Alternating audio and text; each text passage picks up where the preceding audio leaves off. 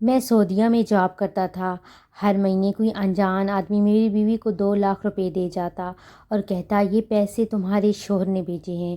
میری بیوی فون کر کے مجھے بتاتی تو میں پریشان ہو جاتا، کیونکہ پچھلے 1 سال سے میں نے بیوی کو کوئی پیسے نہیں بھیجے تھے۔ مجھے تو یہاں کام ہی نہیں مل رہا تھا۔ اس بار اس آدمی نے میری بیوی کو 50 لاکھ دیے تو میری بیوی نے ایک مکان خرید لیا۔ بیوی نے ویڈیو کال پر وہ مکان مجھے دکھایا تو میں اسی وقت پاکستان آ گیا، مگر میرا کلیجہ پھٹ گیا جب وہ آدمی۔ میرا نام شوکت علی ہے۔ میرے ابا مستری تھے۔ ایک بار کسی گھر کی تعمیر کے دوران پیر پھسلنے سے دوسری منزل سے زمین پر گرے تو ٹانگ ٹوٹ گئی۔ کام کچھ عرصہ تو بالکل بند ہو گیا اور جو جمع پونجی تھی وہ علاج پر لگنے لگی، جس کی وجہ سے گھر میں فاقوں کی نوبت آ گئی۔ میں نے ہوش سنبھالتے ہی ابا کا ہاتھ بٹانے کی گھر سے چھوٹا موٹا کام شروع کر دیا تھا۔ ابا سنبھلے تو دوبارہ کام پر لگ گئے، مگر پہلے جیسی بات نہیں رہی تھی، اس لیے گھر کے حالات بھی دوبارہ نہیں سنبھل پائے تھے۔ مگر جب میں جوان ہوا تو اپنے پیروں پر کھڑا ہونے کے قابل ہو چکا تھا اور اتنا کما لیتا تھا کہ دوبارہ گھر میں کبھی فاقوں کی نوبت نہیں آنے دی۔ میری شادی میری ماں نے خالہ کی بیٹی کومل سے کی تھی۔ میری بیوی عمر میں مجھ سے کچھ چھوٹی تھی، مگر بہت زیادہ سمجھدار اور سلیقہ مند لڑکی تھی۔ شادی کے چند دن بعد اس نے پورا گھر سنبھال لیا تھا۔ میں نے بھی اب 2-3 جگہ کام شروع کر دیا تھا تاکہ گھر کے حالات میں مزید بہتری لا سکوں۔ شادی کا کچھ عرصہ ہنستے مسکراتے گزرا۔ اس دوران ہمارے ہاں پہلے 2 جڑواں بیٹیاں ہوئیں اور پھر ایک اور بیٹی ہوئی تھی۔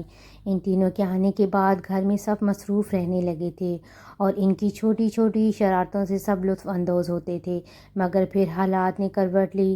میرے ابا کو کسی بڑے گھر میں ایک پورشن تیار کرنے کا کام مل گیا تھا۔ ہم نہیں جانتے تھے کہ اس بڑے کام سے میرے ابا کو کیسی ذلت ملے گی کہ ہمارا پورا گھر بکھر جائے گا اور ہم ساری عمر کے لیے دوبارہ نہیں سنبھل پائیں گے۔ ابا اس گھر کی تعمیر میں مصروف ہو گئے اور پہلے سے زیادہ لگن کا مظاہرہ کرنے لگے، لیکن ایک روز ان سے ایک ایسی غلطی ہوئی جو ان کی ساری محنت پر پانی پھیر گئی۔ تقریباً 3 ماہ محنت سے کام کر کے ابا نے اس گھر کا ڈھانچہ تیار کر لیا تھا۔ اس گھر کے 2-3 دروازے دوسرے بنے ہوئے پورشن کی طرف بھی کھلتے تھے۔ ابا اکثر دیر تک اکیلے کام پر لگے رہتے تھے۔ ایک روز ابا اپنے ساتھ کے باقی مزدوروں کے ساتھ کام کر رہے تھے کہ گھر کا مالک آیا اور اس نے ابا سے کہا کہ وہ سب گھر والے بہت ایمرجنسی میں کہیں جا رہے ہیں۔ ابا اور ان کے مزدور چاہیں تو کام چھوڑ کر چلے جائیں، کیونکہ ان کی واپسی کا کچھ پتہ نہیں تھا۔ ابا نے دیکھا کہ ابھی پورا دن باقی ہے، وہ لالچ میں آ گئے۔ دن ضائع کرنے سے بہتر ہے کہ وہ کام کرتے رہیں۔ ابا نے گھر کے مالک سے کہہ دیا کہ وہ لوگ اطمینان سے اپنا باقی گھر بند کر کے چلے جائیں۔ ابا اپنا پورا کام کر کے ہی واپس جائیں گے۔ گھر کے مالک نے سر ہلا دیا اور وہ لوگ اپنا گھر بند کر کے چلے گئے۔ اس روز مزدور بھی وقت پر فارغ ہو کر چلے گئے تھے اور ابا اکیلے دیوار پلسٹر کرنے کا کام کرتے رہے۔ وقت ختم ہونے پر ابا نے کام سمیٹا اور گھر کے گیٹ کو تالا لگا کر گھر لوٹ آئے۔ اس رات وہ بہت مطمئن تھے کہ وہ جلد کام ختم ہو جائے گا، انہیں پیسہ مل جائے گا۔ میرے ہاں چند دنوں میں چوتھے بچے کی آمد متوقع تھی۔ رات دیر تک سب گھر والے بیٹھ کر گھر میں آنے والے ننھے مہمان کے بارے میں باتیں کر رہے تھے اور پھر ابا تھک کر سونے چلے گئے۔ اگلے روز صبح صبح ہماری آنکھ دروازے پر ہوتی دستک پر کھلی۔ سب اٹھ کر بیٹھ گئے تھے۔ میں نے جا کر دروازہ کھولا تو میرے اعصاب ختم ہو گئے، کیونکہ سامنے پولیس کھڑی تھی۔ انہوں نے ابا کے بارے میں پوچھا تھا۔ اس دوران ابا بھی دروازے پر آ گئے تھے۔ ابا نے ان کے سوال پر اپنا تعارف کروایا تو وہ بولے کہ تمہیں ابھی ہمارے ساتھ تھانے چلنا ہوگا۔ ہم سب گھر والے اس جملے پر گھبرا گئے تھے۔ میں نے گھبراتے ہوئے لہجے میں ان سے وجہ پوچھی تو انہوں نے پہلے تو مجھے تنزیہ نظروں سے دیکھا اور پھر جو بات کہی اس پر میں حیران رہ گیا۔ ہم سب بھی ابا کی غلطی جاننے سے پہلے اس خوف میں مبتلا ہو چکے تھے کہ اگر پولیس کسی الزام پر ابا کو لینے آ ہی گئی تو ان سے چھٹکارا پانا مشکل ہو جائے گا۔ ابا کے بار بار پوچھنے پر پولیس والوں نے ہمیں بتایا کہ ابا جس گھر میں تعمیر کر رہے تھے وہاں سے اچھا خاصا سونا اور پیسہ چوری ہو گیا تھا۔ انہوں نے بتایا کہ چور نے تعمیر ہوئے گھر اور پرانے پورشن کے دروازے توڑ کر گھر میں داخل ہوا تھا اور آرام سے سارا سامان چوری کر کے لے گیا۔ گھر والوں نے بھی سارا شک ابا اور اس کے ساتھ کام کرنے والے مزدوروں پر ظاہر کیا تھا۔ اس گھر کے مالک نے پولیس کو بتایا کہ مستری مزدور سارا دن گھر میں گھسے رہتے تھے اور ہر چیز کا جائزہ لیتے رہتے تھے، اور جب وہ لوگ ایمرجنسی میں گھر سے گئے تو مستری مزدور موقع غنیمت جان کر وہیں رک گئے تھے اور ان کے چلے جانے کے بعد آرام سے چوری کر لی۔ ابا قسمیں کھا رہے تھے کہ یہ سب سراسر الزام ہے، انہوں نے اس گھر کا 1 روپیہ بھی نہیں اٹھایا تھا، اور یہ بات میں ابا کے کہنے سے پہلے جانتا تھا۔ میرے ابا نے مشکل ترین حالات میں بھی کبھی چوری کا نہیں سوچا تھا۔ ہم نے گھر میں کئی بار فاقے بھی کیے تھے، اگر تب کبھی یہ جرم نہیں کیا تھا تو ابا کو کیا ضرورت تھی ایسا کرتے، جبکہ اب تو ہمارے حالات بھی سنبھل چکے تھے۔ پھر پولیس والے ہمارا پورا گھر چھان کے چوری کا سامان ڈھونڈنے لگے تھے۔ گھر میں سونے کی ایک بالی بھی موجود نہیں تھی۔ جب کچھ نہ ملا تو ان پولیس والوں نے میرے ابا کو گریبان سے پکڑ کر گھسیٹتے ہوئے گاڑی میں ڈالا اور وہاں سے لے گئی۔ وہ منظر میری زندگی کا سب سے زیادہ اذیت ناک منظر تھا۔ مجھے ایسی تکلیف تو تب بھی نہیں ہوئی تھی جب ابا کے ساتھ حادثہ پیش آیا تھا اور وہ خون میں لت پت اسپتال پہنچائے گئے تھے۔ میرا بوڑھا باپ جسے گھر سے نکلتے وقت میں احترام سے ان کا ہاتھ پکڑ کر باہر لے جاتا تھا، آج میری نظروں کے سامنے اسے بدتمیزی سے گھسیٹ کر لے جایا گیا تھا۔ ہمارے قانون اور سب اداروں میں عزت صرف پیسے کی ہے اور یہاں عمر کا لحاظ کسی میں نہیں ہے، اور شاید یہی وجہ ہے کہ ہماری قوم کبھی ترقی نہیں کر پائی۔ یہاں جرم ثابت ہونے سے پہلے ہی غریب کے ساتھ مجرم کی طرح سلوک کیا جاتا ہے۔ میری ماں سینہ پیٹتی رو رہی تھی اور میری بیٹیاں سہمی ہوئی تھیں۔ میری بیوی اپنا بھارا وجود لیے گھبرائی ہوئی میری ماں کو سنبھالتی اور کبھی اپنی بیٹیوں کو بہلانے کی کوشش کر رہی تھی۔ میں نے ماں کو تسلی دی، ان کو دروازہ بند کرنے کا کہہ کر گھر سے نکلا اور سیدھا تھانے پہنچ گیا۔ میں نے ابا سے ملنے کی بہت کوشش کی مگر مجھے ملنے نہیں دیا گیا۔ بہت بھاگ دوڑ کے بعد مجھے ایک دوست نے بتایا کہ اس کا بڑا بھائی اسی تھانے میں عام سا سپاہی تھا۔ وہ لوگ اس سلسلے میں میری مدد تو نہیں کر سکتے تھے مگر مجھے ابا کے بارے میں پتہ کر کے بتا سکتے تھے۔ اس سپاہی نے مجھے بتایا کہ ابا کی طرح باقی مزدور بھی خالی ہاتھ تھانے لائے گئے تھے۔ سب نے ایک ہی بیان دیا تھا کہ وہ جلد اپنا کام کر کے وہاں سے چلے گئے تھے۔ ان سے تھوڑی بہت تفتیش کر کے انہیں رہا کر دیا گیا اور چوری کا سارا الزام ابا پر آ گیا تھا۔ ابا کو جیل ہو گئی تھی کیونکہ اس گھر کے مالک نے کہا تھا کہ جب تک ابا اس کا سونا اور پیسہ واپس نہیں کرتے تب تک انہیں جیل میں ہی رکھا جائے گا۔ میں نے اس گھر کا پتہ کیا اور وہاں پہنچ کر ان صاحب کے پاس چوری ہونے کی تفصیل لینے گیا۔ وہاں افسوس کرنے کے لیے بہت سے لوگ جمع تھے۔ میں نے اس آدمی کو یقین دلانے کی کوشش کی کہ میرا باپ چور نہیں ہے۔ میں اس سے درخواست کرتا رہا کہ وہ پولیس سے کہہ کر اصل چور ڈھونڈنے کی کوشش کرے، کیونکہ میرا باپ ساری عمر بھی جیل بیٹھا رہا تو ان کا سامان کبھی نہیں ملے گا۔ میری وضاحت پر وہ آدمی بھڑک پڑا اور مجھے دھکے دینے لگا۔ وہ غصے سے نہ جانے مجھے کیا کچھ بولتا رہا کہ تم غریب لوگ دنیا کے سامنے معصومیت کا لبادہ اوڑھے رکھتے ہو، خود کو مظلوم بنائے رکھتے ہو، مگر اصل میں تم لوگوں کے گھر خالی کر کے اپنی جائیدادیں بنا لیتے ہو۔ میں چپ چاپ اسے دیکھتا رہا۔ میری بار بار فریاد پر اس نے صرف اپنی زبان کے تیر نہیں چلائے تھے بلکہ میرے منہ پر تماچے مار کر مجھے دھکیل کر گھر سے باہر نکال دیا تھا۔ وہ شخص میری وضاحت سننے کو تیار نہیں تھا۔ اس کے ساتھ کھڑے اسی جیسے کچھ پڑھے لکھے کھاتے پیتے لوگ ایسے بھی تھے جو میرے ساتھ ہونے والے رویے پر متاثر ہو رہے تھے اور اس شخص کو روک رہے تھے، مگر وہ کسی کی نہیں سن رہا تھا۔ وہ لوگوں کے روکنے پر الٹا چیخنے لگا کہ اس کے بچوں کی شادی ہونے والی تھی۔ وہ سارا زیور کچھ ہی دن پہلے گھر میں لایا تھا اور میرے باپ نے وہ سب چرا لیا ہے۔ وہ بول رہا تھا کہ میں اب اپنی بیٹی اور بیٹے کے سسرال والوں کو کیا منہ دکھاؤں گا۔ میں سوچ رہا تھا صرف سونا نہ دینے پر کیا امیروں کے ہاں شادی نہیں ہو سکتی؟ کیا ان کی نکاح سونے کے بغیر جائز نہیں؟ مجھے بھی احساس تھا کہ جمع پونجی چاہے غریب کی ہو یا چاہے امیر کی، سب کے لیے اہم ہوتی ہے، مگر بغیر ثبوت کہ وہ لوگ ایک غریب بوڑھے انسان کو جیل میں ڈال کر اس کے گھر والوں کو لعنت دے رہے تھے۔ میں مایوس سا اٹھا اور گھر پہنچ گیا، مگر میرے گھر کے دروازے پر تالا لگا دیکھ کر میرے ہوش اڑ گئے تھے۔ میں نے گھبرا کر اپنے ساتھ والے کا دروازہ بجا کر اپنی بیوی اور ماں کا پوچھا تو وہ بولے کہ شام کے وقت میری بیوی کی طبیعت اچانک خراب ہو جانے کی وجہ سے میری ماں اسے قریبی کلینک لے گئی تھی۔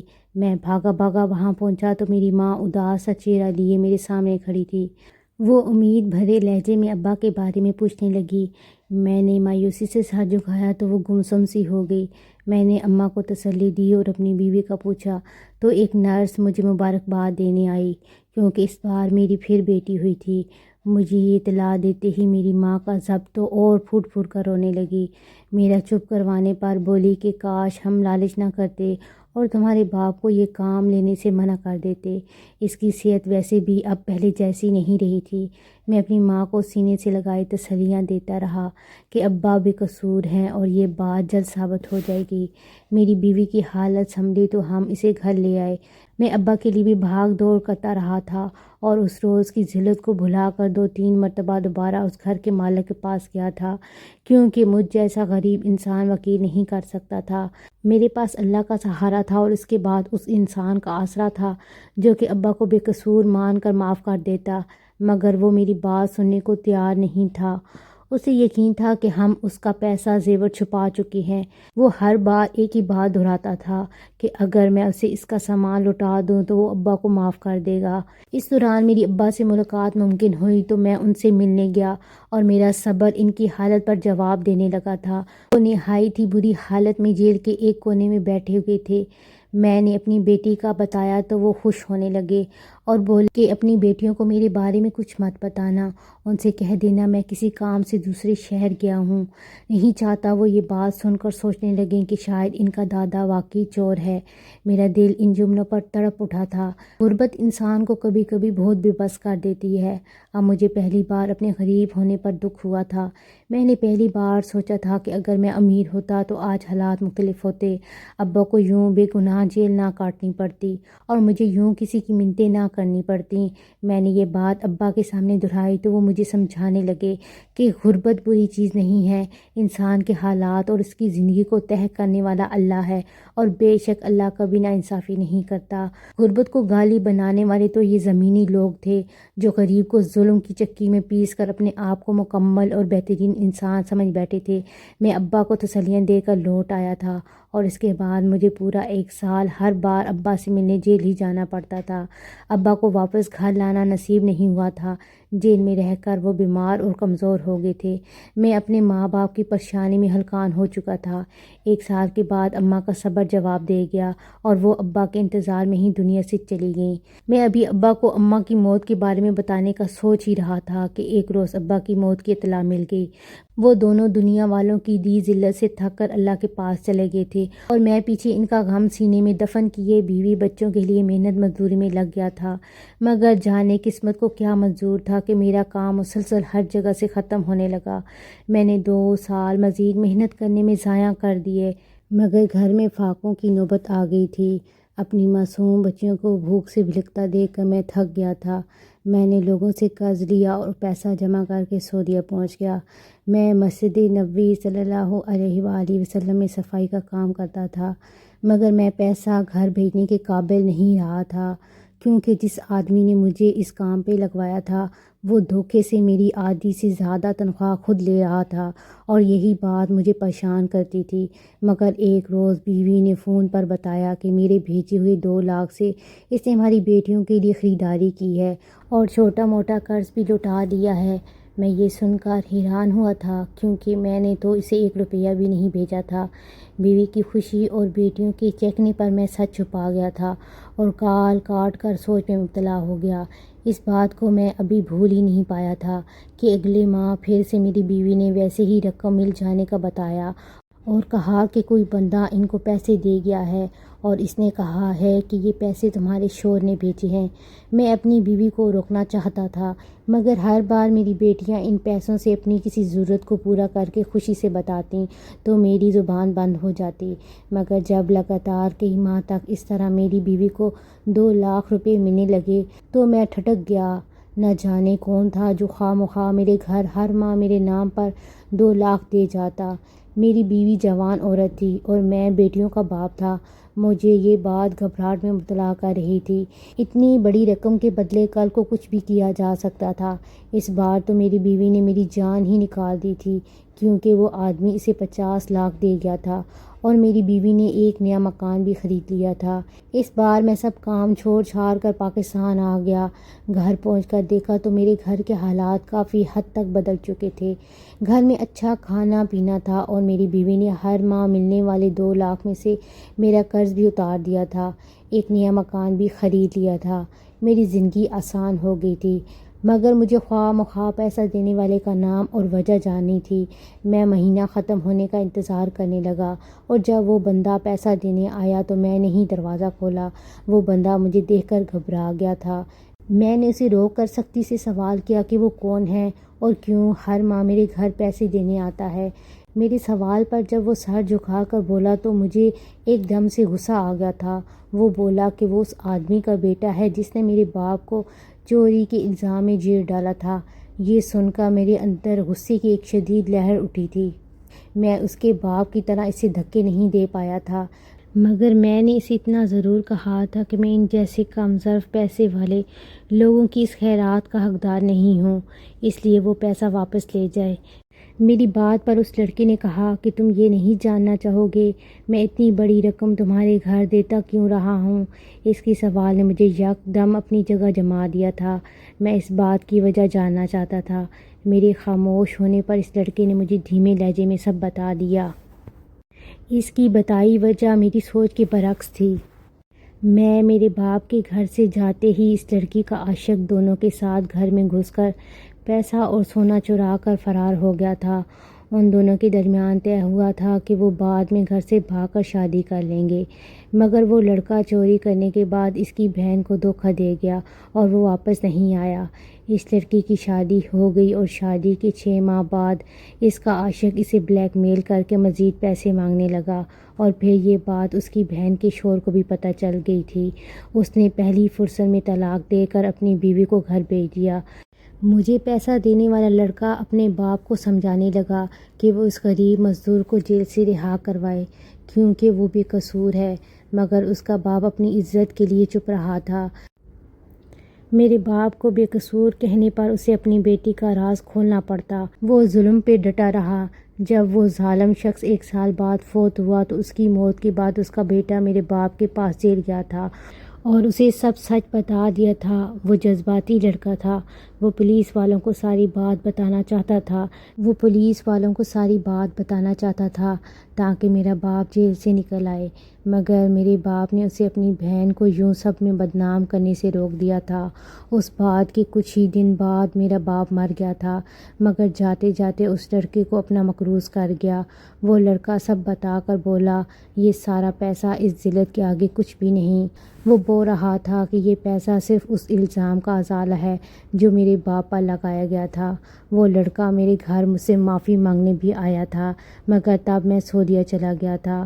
وہ لڑکا مجھ سے معافی مانگ کر مجھے یہ سب بتا کے چلا گیا اور میں سوچ رہا تھا کہ کیا یہ پیسہ میرے باپ کی عزت اور ہمارا اچھا وقت لوٹا سکتا ہے؟ شاید نہیں، مگر اس لڑکی کی سوچ نے مجھے یقین دلایا تھا کہ اچھا برا انسان ہر طبقے میں ہوتا ہے۔ وہ بھی ایک ظالم باپ کا ایک نرم دل اور نیک بیٹا تھا جس کے پاس پیسہ بھی بہت تھا اور نیک نیتی بھی بہت تھی۔